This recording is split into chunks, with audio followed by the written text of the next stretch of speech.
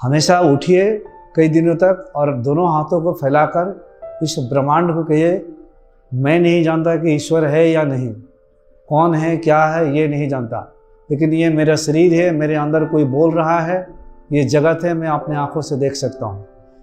इसी ब्रह्मांड का ये अंश है और स्वयं में ये ब्रह्मांड ही है। इस शरीर को पूरी तरह से मैं इस ब्रह्मांड को सौंप रहा हूँ, प्रकृति को सौंप रहा हूँ। प्रकृति और ब्रह्मांड जैसा चाहे, जिस भी उत्तम काम में लगाना चाहे लगा ले। मैं अपने सारी इच्छाओं को निवृत्त कर रहा हूँ। सारे स्वप्न, मेरे जितने सपने हैं सबको मैं खत्म कर रहा हूँ। मैं खाली हो रहा हूँ, मैं शून्य हो रहा हूँ और ब्रह्मांड मेरे शरीर को ले ले अपने गोद में। जहाँ जिस काम में लगाना चाहे इसे लगाए, हर रोज़ ये करे, हर रोज़ ये करे। ब्रह्मांड आपका शरीर को निमित्त बना लेगा और अति उत्तम से भी उत्तम समाज के कल्याण के लिए आपका ये शरीर लग जाएगा, चेतना बहने लग जाएगी। नीचे गिराने वाली चेतना नहीं, जो गिर चुके हैं उसको उठाने वाली चेतना आपके द्वारा बहेगी। चेतना लोगों की दिन प्रतिदिन नीचे गिरती जा रही है, ऐसे माहौल ही बन गया है, भेदभाव ही फैल गया है। तो ये सारी तमाम चीजें ध्यान ही है। तो निष्काम कर्म करना है, सकाम नहीं। सकाम का मतलब आसक्ति नहीं आनी चाहिए, फीलिंग्स एंड इमोशंस को इन्वॉल्व करके नहीं करना है। ऐसा समझना है कि प्रकृति ने जो भाव आपको, प्रकृति ने या तो ईश्वर ने या तो परमात्मा ने, परमेश्वर ने जिस भाव से भी जुड़ा हुआ है, उससे ये समझिए कि मुझे यह दायित्व मिला है, जिम्मेदारी मिली है, पूरी ईमानदारी के साथ अपनी जिम्मेदारी को पूरा करने के लिए। जैसे मैं अभी आपको कहूँगा, अभी ज्ञानम खेल रहा है, थोड़ा इसको आप देखिएगा ज्ञानम को। हम अभी आ रहे हैं बाजार से, तो आपको एक जिम्मेदारी मिल गई। आपको पता है कि ज्ञानम मेरा पुत्र नहीं है, लेकिन जिम्मेदारी मिली। किसने दिया है? गुरुजी ने दिया है। आप पूरे एकाग्र होकर अपनी दृष्टि ज्ञानम पे रखेंगे कि कहीं जाके हाथ पैर तोड़ ना ले, कहीं गायब ना हो जाए, नहीं तो आएंगे तो मैं क्या जवाब दूंगा, क्योंकि मुझे एक जिम्मेदारी दिए थे। अब पूरी ईमानदारी से आप उस पर ध्यान रखेंगे। उसी प्रकार से आपका घर द्वार काम सब कुछ आपको ईश्वर ने, प्रकृति ने एक जिम्मेदारी दी है। पूरी ईमानदारी के साथ अपनी जिम्मेदारी को आपको निभाना है। इस पर कई कहानियां मैं बोल चुका हूँ, अगर आप लोग सुनते होंगे तो आपको पता है। और हर रोज सुबह उठते ही आप धन्यवाद दो प्रकृति को, जगत को, ब्रह्मांड को, ईश्वर को, कि फिर से मुझे ये शरीर उठ गया और आज जो भी मेरे काम आएंगे उसके लिए भी मैं धन्यवाद दूंगा और काम को पूरी ईमानदारी के साथ करूंगा, क्योंकि मुझे पता है आप साक्षी है, हर वक्त है, वर्तमान है, अंदर है, बाहर है, हर जगह है। मुझे पता चल गया कि सिर्फ मंदिर की चार दीवारों में नहीं है, आप तो सर्वव्यापक है, अभी भी साक्षी रूप से मुझे देख रहे हो। मैं अपने काम को पूरी ईमानदारी के साथ करूंगा और शाम को करने के बाद फिर से कहिए, हे परमात्मा, मैं लाख लाख शुक्र करता हूँ, कोटि कोटि नमन करता हूँ। आज जिस प्रकार से मुझे आपने काम दिया, पूरी ईमानदारी के साथ पूरी प्रयास किया निष्काम भाव से करने के लिए, और ऐसे ही काल मुझे फिर से कुछ ऐसा काम दे ताकि मैं सेवा में प्रस्तुत हो सकूं। चाहे वह काम पत्नी की सेवा हो, पिता की सेवा हो, सास की सेवा हो, ससुर की सेवा हो, पुत्र की सेवा हो, पड़ोसी की सेवा हो, ऑफिस में नौकरी करते हैं वहाँ सेवा हो, कोई भी सेवा हो। कभी भी सेवा जब प्रकृति लाती है उससे कभी भी मुंह ना मोड़े, क्योंकि ये आपके लिए अवसर होता है फॉर्मूला में डिजिट को बदलने के लिए। जैसे जिंदगी में हमेशा 2+2, मतलब मेरे कहने का मतलब है कि आपको सैलरी मिलती है 60,000 की महीना, तो सैलरी भी जब मिलते है आपको तो 30 दिनों का 2,000 करके 60,000 सैलरी मिल रही है। दिन तो 30 दिन ही रहेगा, लेकिन 2,000 की जगह में डिजिट अगर 3,000 डाल दिया जाए तो 90,000 हो जाएगा। तो डिजिट बदल जाते हैं, फॉर्मूला वही रहता है प्रकृति में।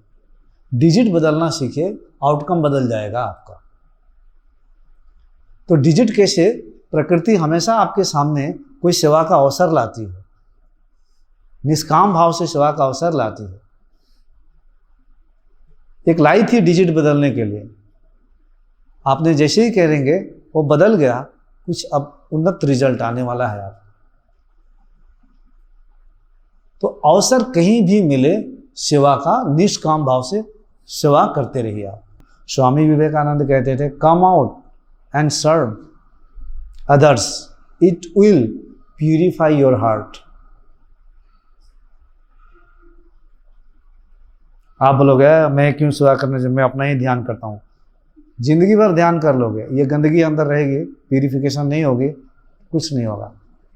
ध्यान में कभी जागृति भी हो जाएगी, प्रेम नहीं उतर आ पाएगा। जो भी योगी हो, साधु हो, सन्यासी हो, उसके अंदर अगर प्रेम नहीं उतरा, अखंड प्रेम नहीं आया, तो अधूरा है फिर।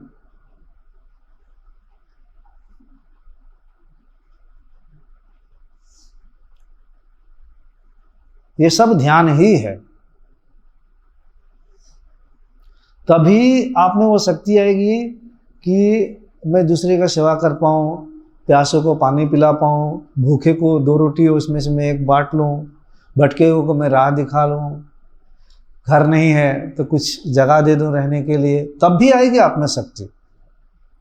उसके पहले नहीं, उसके पहले तो आप बटे हुए हैं, विभक्त है, खंडित है। अखंडित के केंद्र पे जब आएंगे, अखंड के केंद्र पे आ जाएंगे, अभेद के केंद्र पे जब आएंगे,